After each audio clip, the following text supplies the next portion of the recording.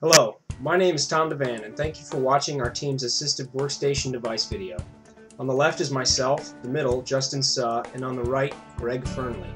Near the end of last year, our team traveled to Middletown, New York, to New Dynamics, a non-profit organization that provides work for disabled persons.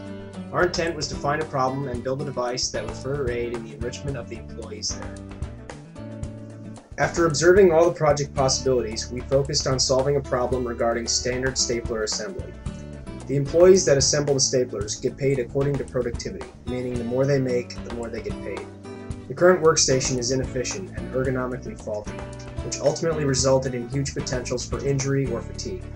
Therefore, we decided that by pursuing this project, we would see a direct impact on the employees themselves. Our goal is to design a new workstation that increases productivity of a stapler assembly by 10 to 20%.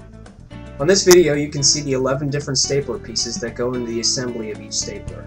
Each piece is held within a bin that is placed on top of the table in no particular order. Therefore, in December, we started the design process and began looking for new possibilities to make a workstation that would be both more efficient and ergonomic. In order to see what changes could be made, let us show you the current workstation being used. This segment shows Stacy, whom we taped for each workstation in this entire video. The videos have been sped up 2 times. She is one of the more organized workers to assemble staplers. Here, Stacy operates at the original workstation. Notice that her reach exceeds the prescribed 11 to 15 inches. Large bins are far away from her seated position, and repeatedly extending her arms to gather parts could result in fatigue or injury. The first prototype was built and delivered in February. Let's watch Stacy on the first prototype while I describe it.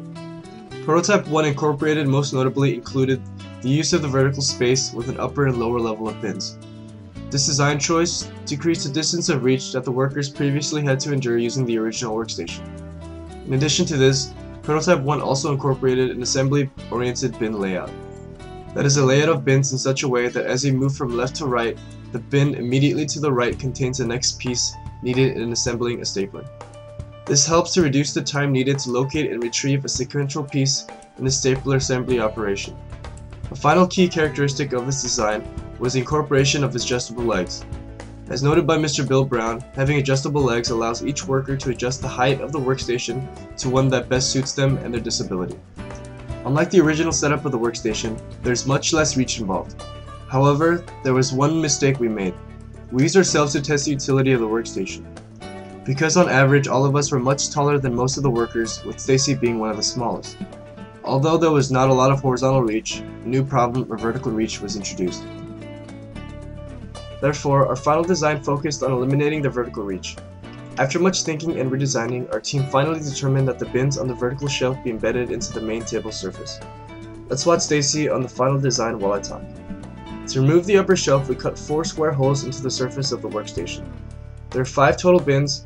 However, due to the lack of space, we designed a little holder for the pegs, as shown on the left side of the table. By moving the red bins to the surface, the vertical reach was eliminated and ultimately resulted in more comfort for the assemblers. So how do all 3 of the workstations compare? Here's a chart relating the average assembly time of 8 different workers. With the implementation of the first prototype, we observed an average of 15.5% increase in productivity. And with the final design, there was a 28.1% increase in productivity compared to the original layout. Because of the increase in productivity, the workers will see a direct effect in earnings. Both teams from West Point and New Dynamics believe that with proper training and implementation, we will only see more improvement with the final design. Thanks for watching the video.